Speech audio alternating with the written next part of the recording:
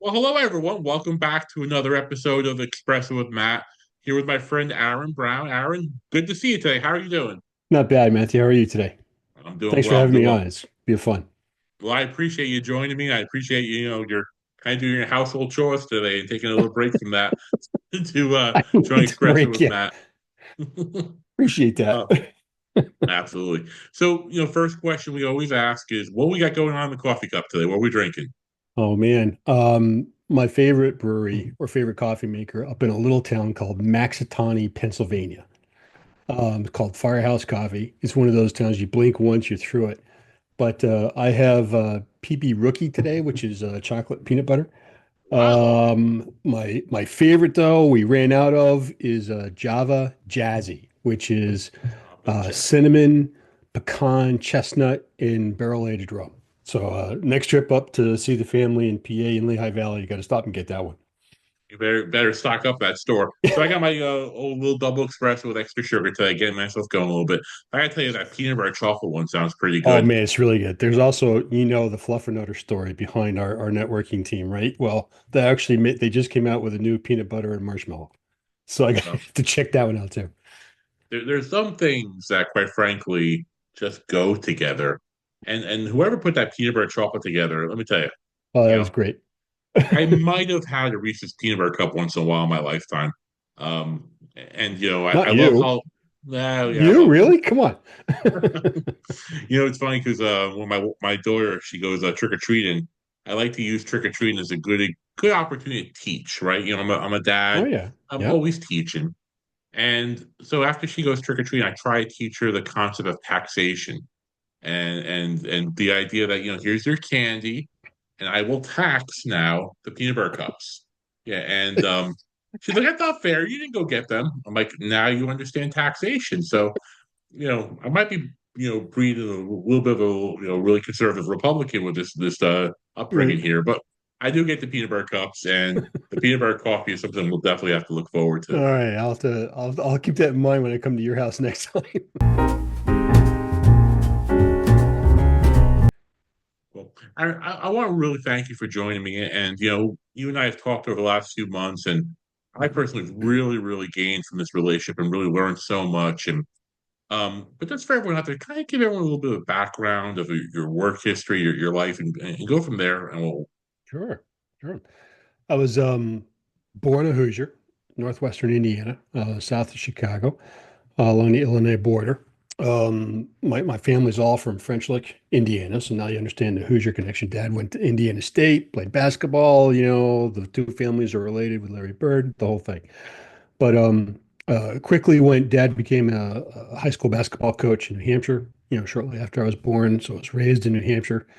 Went to school there, got a mechanical engineering degree, and then in the middle of a nor'easter, mom and dad decided that hey, they were sick of shoveling and they wanted to move to Arizona. And, I had an offer out of Pratt and Whitney, to join all my classmates, and I got the guilt trip and figured, okay, fifth largest city in the U.S. There's got to be opportunity there, right? I'll tag along. And it was the middle of a depression, the oil embargo. And I think the best job I could find was a PCB assembler making minimum wage as a job shopper for Sperry Flight Systems or something. And I happened to answer an advertisement for an executive recruiter. Had no idea what I was getting into. And in the middle of the interview, the guy's looking at my resume and goes, I see you played baseball in college. Our softball team could use a right fielder. So 4 years later, I'm doing the same thing. But went through the job. I mean, that's where I learned the art of recruiting. It was Yeah, draw versus commission, so you had to kill what you ate. And I didn't become that wildly successful, headhunter, wasn't driving the BMW or the Porsche like the other guys were, but I learned how to recruit. I learned how to listen to people. I learned what they were telling me. I learned whether they were going to be a real candidate or not. And back then, I mean, you kind of guilted if they were waffling on the decision. I mean, you would question their manhood. Well, you got to talk to your wife about this. What, you can't make decisions? Felt guilty about what you were doing. yeah. And so that kind of launched me into the job shops of Southern California, where I was working for a little small boutique shop. of hardware and software consultants providing, engineers to the Fleet Numerical Oceanography Center, FNOC, up in Monterey for Martin Marietta. And they liked how I was servicing their account, and they said, "Hey, we've got an HR rep job, for our brand new contract called TSEP, the Technical Support Effort Personnel job they won at JPL in Pasadena." And said, "Would you like to join corporate America?" And that was my launch into corporate America. I spent about 15 years with them. Just benefited from some great mentors, and coworkers, and the mission was just incredibly important. Working for the largest aerospace defense contractor at the time. That took me to Denver, in 1990. I was single, rents. I was the ideal candidate for transferring someplace. But went from Pasadena to Denver in '93 when Martin Marietta acquired GE Aerospace. They merged two services divisions together. That got about 15 of us to Cherry Hill, New Jersey, just outside of Philadelphia. And then my last 3 years were in Valley Forge with the intelligence community. So, or servicing one of the intelligence agencies.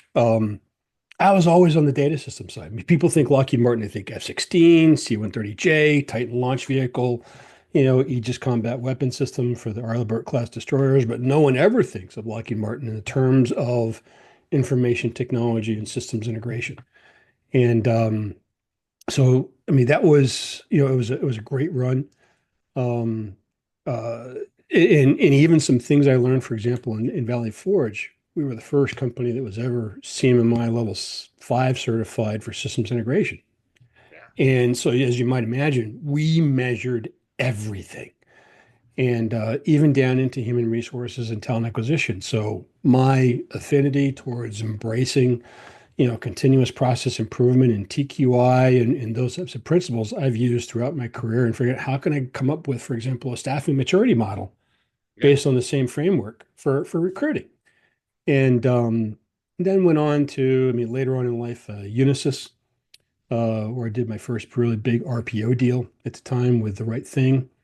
Um, uh, uh, SunGuard Financial Systems, where my charter was, Aaron, we're spending $20 million a year on agency fees. Come in and reduce our cost per hire. And 4 years later, was able to deliver back to the business exactly what they had asked for. Reduced it from like $7,800 to I think 4,500, below 5,000. That was all in. I measured everything.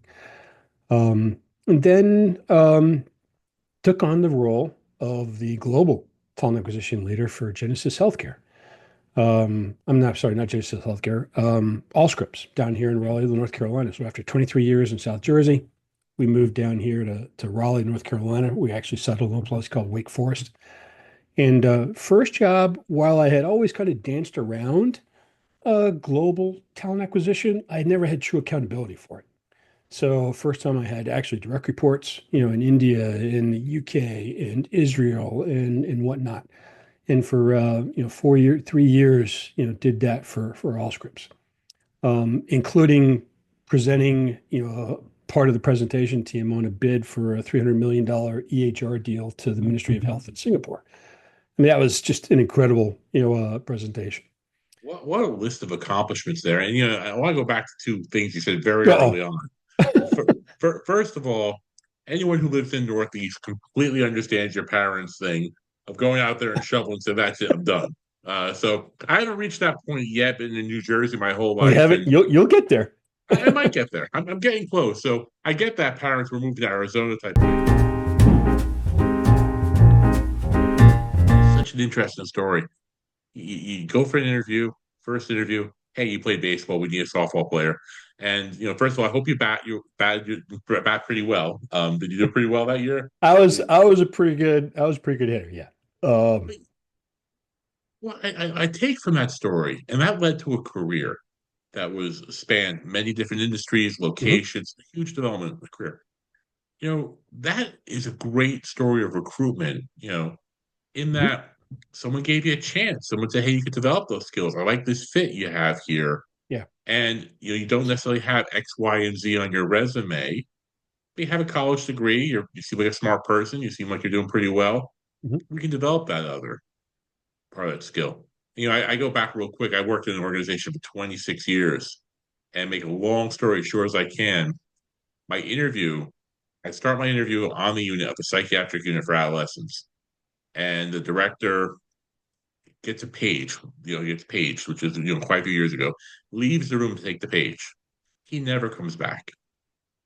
5 minutes passes, 10 minutes pass, Aaron, and finally I just got out of the office. I figured, he's not going to come back. I Right, step onto the unit from the nurse's station. Nurse in a loudspeaker goes, "You in the suit? What are you doing down there?" I walk over to the nurse's station. I said, "I was here for an interview, but John left." She like looks at me. She's like, "Wait, a football player?" I said, "Yeah, I played football in right, college." right. Hold on a second, come in here. She gets another nurse and goes, June, her name was June. June, look at the size of this guy. Wow, we gotta hire him. She pages the director and says, "I'm looking at some big football player you're hiring, right? Okay, good." Hangs the phone. She goes, "He said you can start on Monday. Come back to HR on Monday." That was my interview to launch a 26-year career. No one asked me a question. And if I go back to that, which is not a great example, but your example there of like starting a career that you really didn't know much about recruitment, like I what did didn't. you learn like those first few years Oh that man. really made you love that field and be so good at it for so many years? One, I mean, being in a draw versus commission type of job, I mean, you really learn. Well, one, you learned how to dig. I mean, hey, I'm talking the most technologically advanced piece of equipment we had in that office was the Brother word processor that the office manager had, maybe the old drum fax machine. I mean, that was, and it was a phone, and it was, wall-to-wall file cabinets or resumes that we came up with some type of indexing, on how to retrieve them. But it was the art of the dig, which is pure sourcing nowadays. You have all kinds of technology to help, but it was the ruse, on trying to get past the secretary for the engineering department, the IC engineering department. This was for semiconductors back then. I think our two largest clients were RCA Semiconductor in Somerville, New Jersey, and Fairchild Semiconductor out of Puyallup, Washington, and what was the other place? Portland, Maine. And you had to get past, and they were very aware of headhunters calling in. And so you had to come up with some type of rules to get past them to the candidate. And then it's, hey, I can't talk now. Can you call me later tonight at 8 o'clock? Yeah, we can do that. And it's the conversation that ensues. I mean, just getting to know that person, what motivates them. Technically, they're probably going to be spot on, right? I mean, you've done your homework. And you certainly want to qualify them, but understanding why they would even, and why are they even talking to you? Why are they entertaining an opportunity at this time? And it's something I've carried with me throughout my career. I mean, what my expectations are of my staff, of being able to close, candidates and whatnot, which is the art of listening, the art of being able to control the conversation, but it not sound as if you're reading from a script, getting everything you can out of that conversation without it sounding as if you're following question one, two, three, four, five. Um, so it's the art of communicating, and getting out of them what you need. I remember one time at SunGuard, I had one of the staff members in human resources was coming over to help in TA, and she had a pretty pretty important interview coming the next day. And before I left, it's like, so have you talked to the candidate? Have you prepared them for what to expect tomorrow during the interview? And she couldn't fathom why she needed to do that. I mean, have you talked to them about the person they're interviewing with, what their interview style might be, any questions they might have before they come in tomorrow that the hiring manager might not be able to answer that you could, and she couldn't understand that my expectation was that she was being an agent or a representative of that candidate interviewing with us, and that she had an obligation, a professional obligation, a a role obligation to best prepare that person for that job. And it just blew my mind. And maybe that's the separation today of, those seasoned, diehard, recruiters who think of themselves like that versus, this generation of recruiters is just trying to match the keyword on a resume to the keyword on a job description. Well, there's a lot to unpack there, and let's get into. I'm serious. Let's get into a little bit because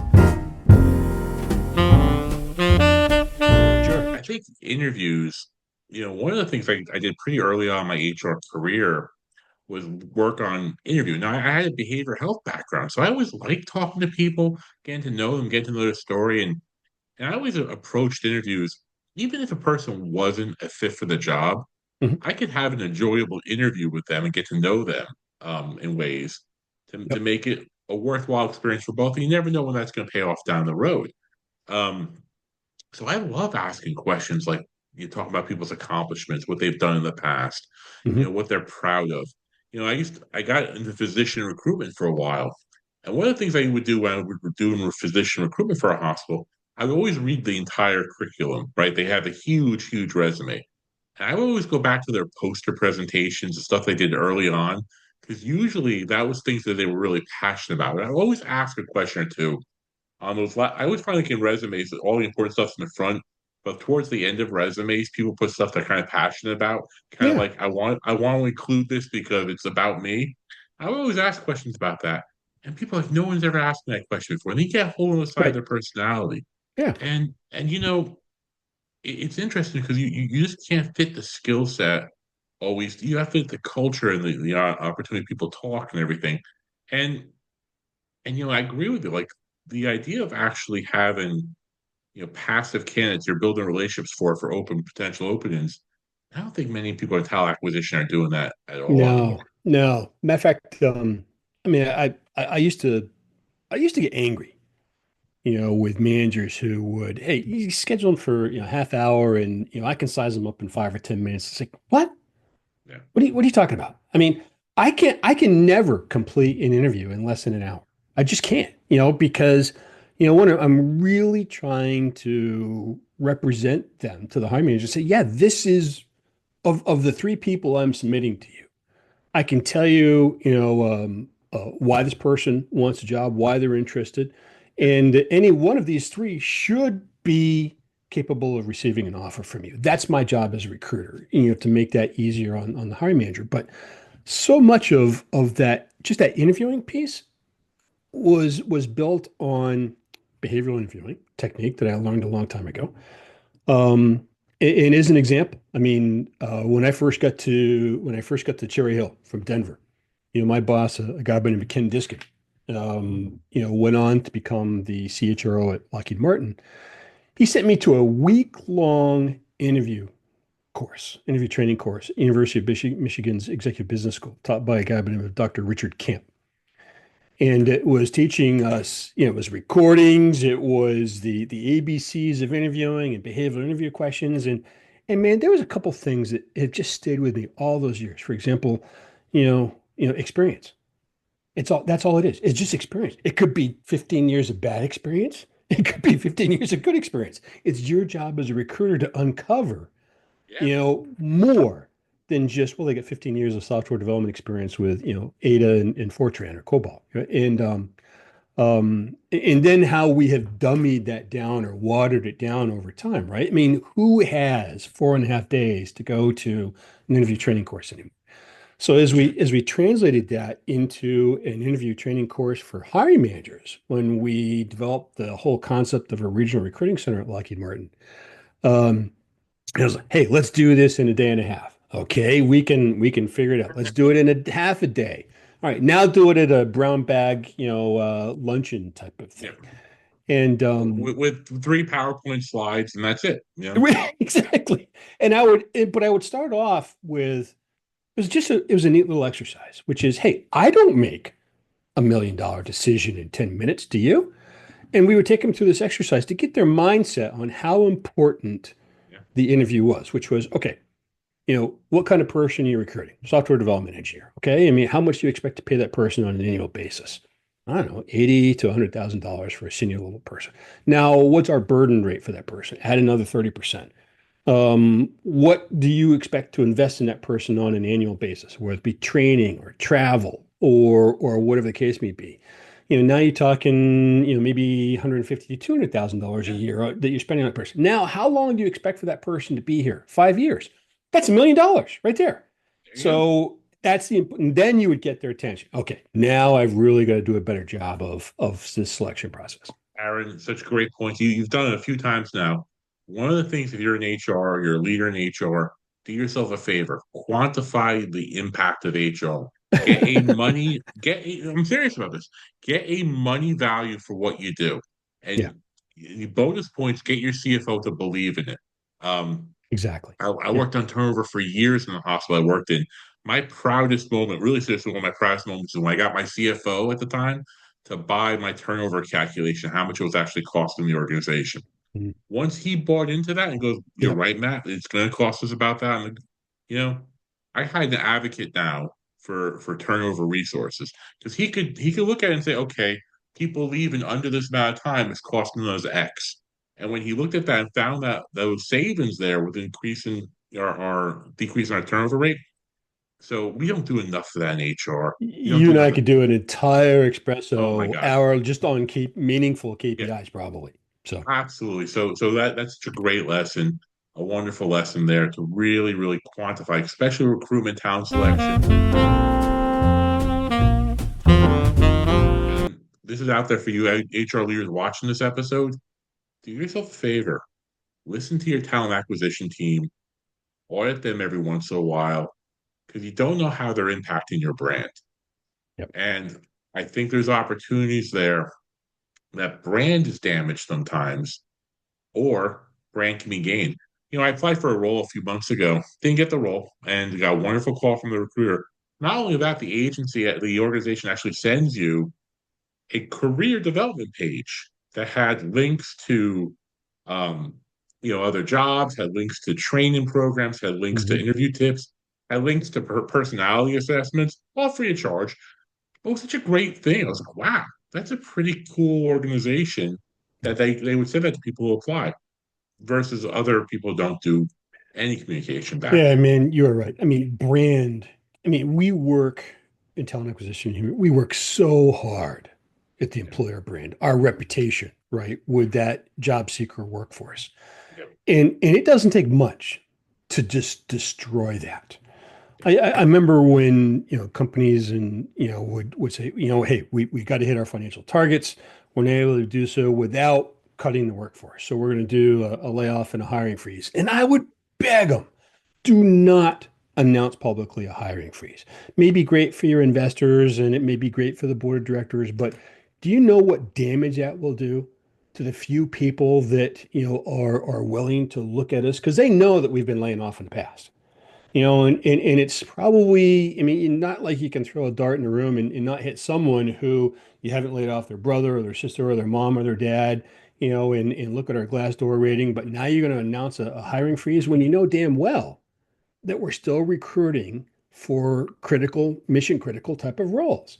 So I don't understand what the thought is on that, but it can you can work your tail off on your brand and it can be just ripped down in a matter of minutes. Such a great point because layoffs to me, layoffs of service lines end in, businesses changing priorities. That makes a little more sense. But you do a full across the board hiring Stop. freeze. Yep. That's really like a death rattle to me Yep. for an Yep. organization because Yep. you're bringing no more talent in. You send such a message out there. Yep. Great point. Or I think the only thing you could do that's maybe worse is when you lay off people 2 weeks before Christmas. And I've had to do that before. I mean, and I begged them not to. It's like, hey, I mean, you really, I mean, it's one of those where are you going to throw yourself on your sword and say, on principle, I'm just not doing it, or you snap the salute and say yes. But I mean, there's no worse reputation killer, than something like that, which is why some companies now I'm going to date myself in the old days, would never lay off anybody between Thanksgiving and New Year's Eve. You just don't do that. I worked for a company one time that made us do that. And it's just heartbreaking, to do that. It's a rough time for a lot of people. Well, Aaron, this is exactly why I love talking to you. I mean, the information about talent acquisition, recruitment, and what's really, really clear to me after talking to you several times is how you translate all these skills you had of, working with others, getting to know people to a different project, a little bit of a passion Mm. project you've been working on for the last few years. Yeah. And that's how you and I got introduced with an HR networking group. Want to give us a little background about that group and kind of Yeah. how that became together? Uh, Maybe tell the famous peanut butter story, I guess. Well, that's the no, I'd be happy to. And um, so, hey, industry and jobs have not been kind to our craft in the last few years, especially since COVID. And so many people have been impacted by it, and it's been blind to whatever level or function you've been in. So in August of 23, I had been laid off, once or twice, during three times actually, since COVID. And an old colleague of mine by the name of Frank Wittenauer. And a lot of people, first heard about him, this guy named Frank, and I think we need to turn it into a drinking game. You got to take a shot every time you hear that phrase. But Frank called me up and invited me to participate in something that he had started called the HR networking team, or I affectionately, everything's got to be an acronym in the aerospace world, so HRNT. And as the story goes, in February of 23, he started with just a group of five, the OGs, we call them, of people in human resources who had two common denominators. One, they were in HR, and two, they had somehow been impacted by corporate restructuring. And I think Frank kind of built it off of the blueprint that he and I had worked on together when COVID first hit. And it was recruiters helping recruiters. Recruiting got nailed, during COVID. yeah. I happened to be in New York at the time working for an ad tech company. A colleague of mine by the name of Brett Feig, started up, this Zoom meeting. Hey, let's all get together. Let's share leads. Let's share where the opportunities might exist. How do we help one another? So I think Frank used that basic framework to start HR networking team, but he added just a little bit of a twist to it. One, it wasn't limited just to TA folks. It was anybody in human resources. So when I joined in August, there was about 18 of us attending these meetings. And it was everything from a coordinator to a CHRO, from talent rewards to TA and generalists and HR directors and everything in between. And it was primarily limited to where Frank was, which was that New York City, Connecticut metro area. And today, I mean, you roll forward what, a year and a half, going on 2 years. Today we're between 500 and 600 members, and it's all across the country, including Canada. We have a few folks from there. It's California, it's Pacific Northwest, it's Texas, it's Nashville, it's all over, and it's grown by sheer reputation and referral. And so and usually, I mean, I help Frank manage this. It's his baby. And whenever someone new is being referred to us, I spend an hour with them, just like I do an interview, because I'm wanting to get to know them. And hey, how can they be an agent for me? I'm looking for opportunities that I am, and how can I refer them the right opportunities, or give them some counseling or some job coaching? And so today we're quickly, we kind of blew through 500. We're on our way to 600 members. I think we got onto the radar of LinkedIn's like, what the hell are you guys doing? You've got this private group that's attracted so many folks. And this is the story. I mean, as I'm in the process of auditing our roster list or our member list today, and checking on the status of folks, I'm finding that almost 55% of us have landed someplace. They've either landed in a full-time job or a contract, or they're on a fractional type of thing, or maybe a couple of them have decided to retire, or a couple of them have launched their own businesses. But it's a true success story. We meet weekly, a couple times a week, a general meeting, and then we have a Thursday meeting that's we call it open office hours, and it's okay. Let's talk about everything but job search. We've started a private group on LinkedIn where we share job leads and happy stories of the day. We have a shared spreadsheet with just a boatload of data on it. Everything from, boutique retained and consultancy search firms that specialize in human resources to management consulting firms to, what are the different certifications? You're dependent on what fraction or what ladder you are in HR, what certifications can you go and get? And it's been one of those feel good things, Matthew. Yeah. So I've juggled, helping to manage this with my own job search. And it's been incredibly gratifying. It really has. And um, the relationships that I think we've all built here, will last a lifetime. The funnest part of our Wednesday meetings is we start off with, okay, let's do some good news. What's the announcements? Who people has landed, who has gotten to a third round of an interview, and it's something to celebrate and keep everybody motivated and focused on moving forward. And man, it has just been a blast. It really has. Well, Aaron, a few things. First of all, I just want to kind of share my experience getting involved in the group, and probably like this happened to a lot of people. Get back into job search last year, and I'm, just starting back. I rejoined Sherm, go with Yep. Shermy, and started networking with some people. Someone goes, "Oh, you got to join this group." I forget the person's name. I gave his email. It's just HR people looking for work, and I'm like, okay. Wasn't a great sales pitch. I'll leave it at that. I was actually envisioning like an AA meeting, people drinking black coffee, smoking cigarettes, and like, hey, Matt, welcome to the group kind of thing. I joined this Hi, I'm group, Matt, and I'm on my 30th day. yeah, like that kind of thing. And because I worked in mental health for all those years, I Right. was used to those group support meetings from that. I get to the first call. Within 15 minutes, I realized two things. First realization after 15 minutes was, whoa, there are incredibly talented people on this call. Hmm. Yep. Yeah. They are smart, intelligent. They subject matter experts on a range of subjects, Hmm. accomplished careers, new in their career, mid-career, towards their end of their career. Just a diversity of skill set people. Okay, it's not just me. There's a lot of people out there, Yep. really good Yep. people. That was the first reassuring thought. The second thought I had about 5 minutes later was, "Whoa, why Yeah. are all these really talented people having trouble right now?" Yep. Yep. Yeah. And It's it it's was those 2 moments. yeah. I see. I mean, there's no greater compliment to a company, in my opinion, than someone coming back as a boomerang employee, right? I mean, one, it says something about who you are. It says something about the person you're recruiting them back, and it says something that they left, for a whole reason, and hopefully those reasons have changed. And it's one of the biggest metrics we track are rehires. I would say the same thing about this networking team. Is as excited as I get when new members arrive, and they tell their story of who introduced them and referred them to the HR networking team. I'm amazed at the fact that we've built something here, and something that will be memorable. But at the same time, I'm just struck at, damn, there's just 5 or 6 more people this week that hit the beach. And I do look around at the talent, and there is some wicked talent on this team. Yeah. Um, and if there were a way that we could monetize this somehow as an agency, and farm these people out on fractional work, I think that'd be something chivalrous to go take a look at.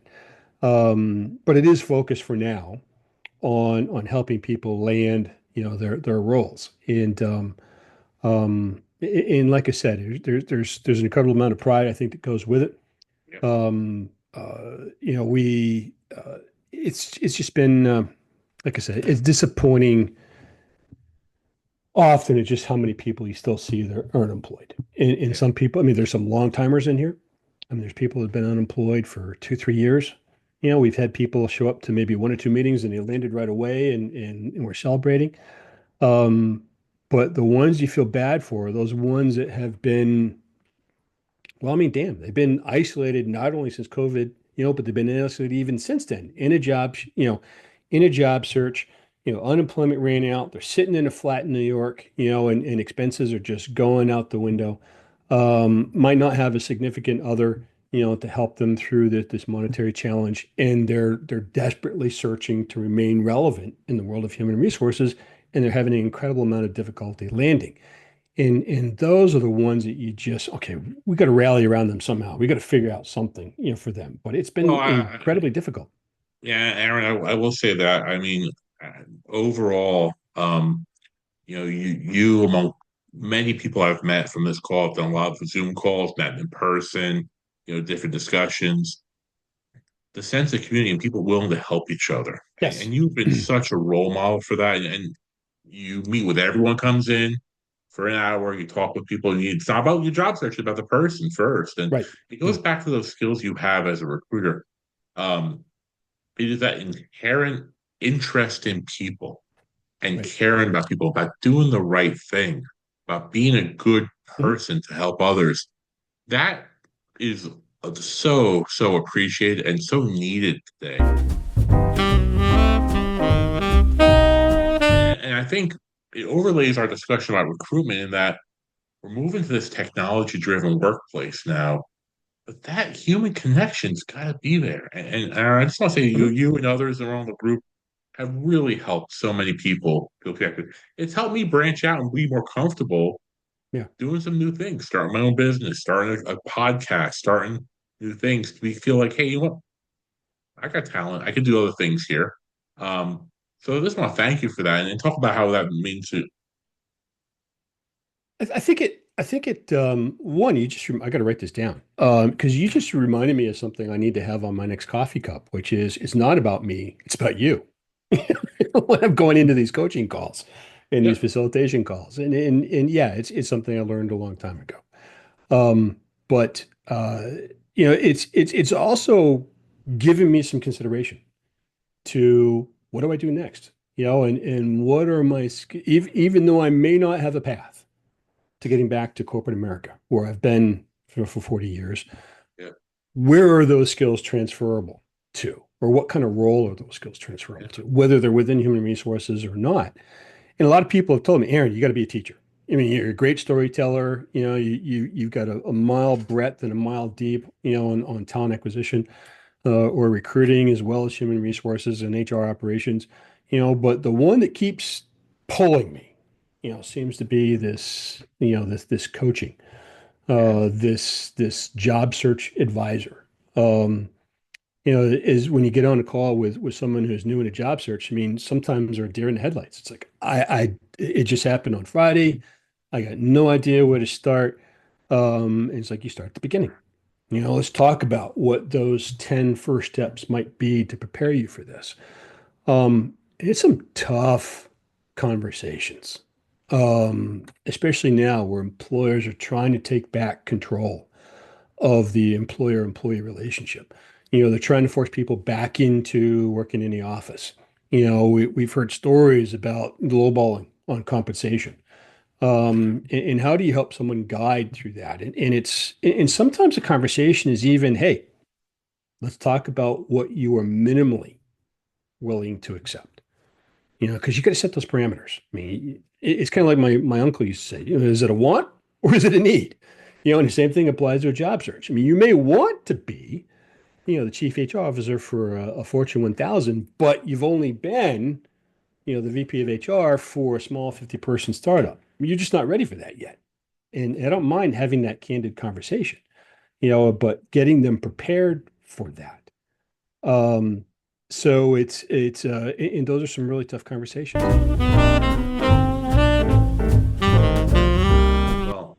well, I would say this, and such a great conversation here about a few different things. I think first of all, you start with values and you start with core beliefs. You start with what you're good at, and if you have this connection, learning about people, you have this connection about wanting to understand them throughout your whole talent acquisition career.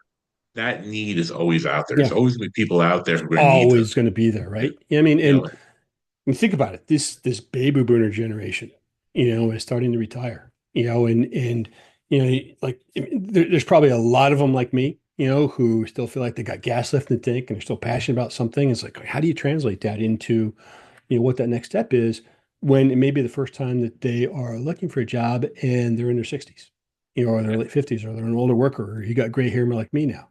And you're kind of being locked out, or you're feeling as if the industry has left me rather than me leaving the industry. yeah, How do you guide them through that? There's so many people out there, I think, they're preying yeah, on these folks. It's like, hey, I'll help you go through this, and I'll help you redesign your LinkedIn profile, and I'll help you design your, but I'm going to charge you, $6,000, $8,000. I mean, for an executive person where that's part of their severance package, that's fine, good, and dandy. But I feel like they're being preyed on. A lot of these individual contributors and a lot of other folks, and I may be taking a lot of my colleagues off who've decided to become, a coach in this, but they're Maybe they're monetizing it, maybe taking advantage of that, but there's just a lot of people that just, when they're down and out, they can't be, that's something they can't afford. And I just don't think that's right. Yeah, And absolutely. that's why the HR networking team exists, for us. So, I think I was talking with someone a few times about AI technology and this idea that you have to retrain yourself. Think about you don't want to be replaced, you want to be retrained for new yeah. opportunities. And I think that's a big part of it. I think people in the career transition right now, if you're trying that pathway, I had this job title, I'm looking for exactly the same job title, Hmm. might not be the best strategy because that job title has maybe changed around you, Yep. maybe not Yep. be there anymore, or it might be downgraded to the point where it's saying, look, we need X in this position because AI and other technology is taking other pieces of this job away. But you got to think about those foundational skills you have and how you cross train each other. And I think the real challenge is that there's a need to retrain and retool and brand ourselves Hmm. at the same time when talent acquisition is becoming much more automated and much more less likely to talk about people who have diverse skill sets or look for different things or Yeah. be a little bit more of the detective out there. So it's kind of the double whammy there for people out there. But such a great experience there for that. And I know for me working with you over the last few times we've talked, I think coaching, teaching, such a skill set for you. So getting back to that group, then the HR Yeah. networking group, um, I think it's just a great story of people helping other people It and is. in an Hmm. authentic way, in a genuine way. There's going back to there's no hat that gets passed around. There's no fee. No, no. It's just genuine people coming together, help others. And it's such a great story because you can network, you can find people out there that will do that for you and work with you on that, as well as you're willing to give back to others and that connection, that social connection, so And, important and there. that's, and So that's what Frank and I preach. One, you're going to meet some incredible people. You're going to be amazed at how many others out there are in the same boat as you are. And we're going to help you try and guide you through this, but all we ask is that you just pass it forward, yeah, so that when you do land, hey, maybe the first thing you think of is, hey, let me, and you got some opportunities opening up in your organization. First thing I want them to think of is the HR networking team. It's like shooting fish in a barrel as far as quality candidates go. oh my God, yeah, And so that's all we really ask. We ask that yeah, you network. We ask that you be open. And I kind it's not a warning, but I tell people you're not going to meet a group of people who more sincerely and genuinely want to help others land. yeah. And that's been the glory of this HR networking team with the guy named Frank. You know, someone mentioned to me, gave me a piece of advice a few months ago, saying your vibe attracts your tribe, which is a nice little rhyme to it. Yeah, And that's a good and one. it really is a good one because it really means if you're going out there with the spirit of I'll help others, I'll be out there as a Yeah. resource, you'll get it back tenfold. Yeah. And you can use these tools like LinkedIn, network, and everything like that to cause harm, be helpful or hurtful. And Yeah. I think if you approach things of trying to help other people, lift other people up, that'll be paid back to you. And Aaron, I think those are that faith that these Hmm. debts will be paid back in a way that you'll gain so much. So I, for one, really appreciate that. Let's get Well, in thank you. contact with you or find you. How do they get in contact with you? One, I'm on LinkedIn.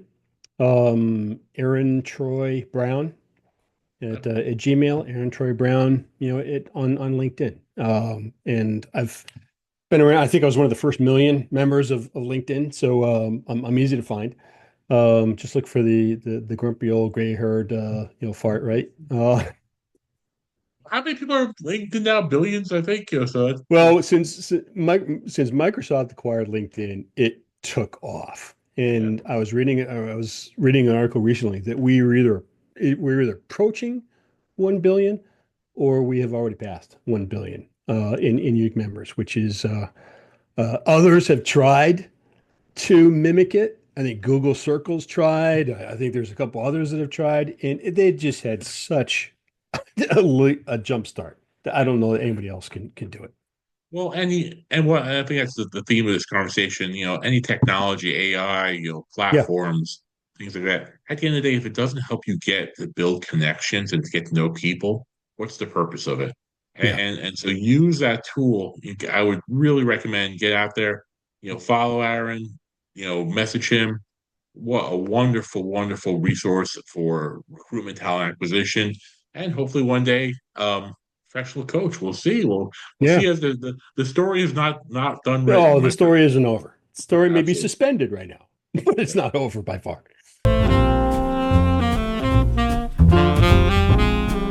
We're going to kind of move to our favorite round, our wrapping up round of our Oh espresso man. round questions now. Okay. All right. So we're going to put you on the spot a little bit here. Ready. Um, First question: what is the best piece of advice you ever got over a cup of coffee? Best piece of advice I ever got over a cup of coffee. Um, how about the best piece of advice I ever gave over a cup of coffee? I'll twist There it you up. go. All right. So, Nice.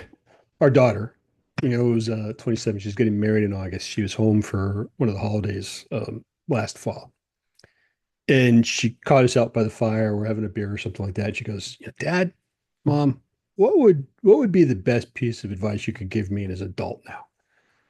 And it's like, one, I'd never heard that type of question come from my daughter.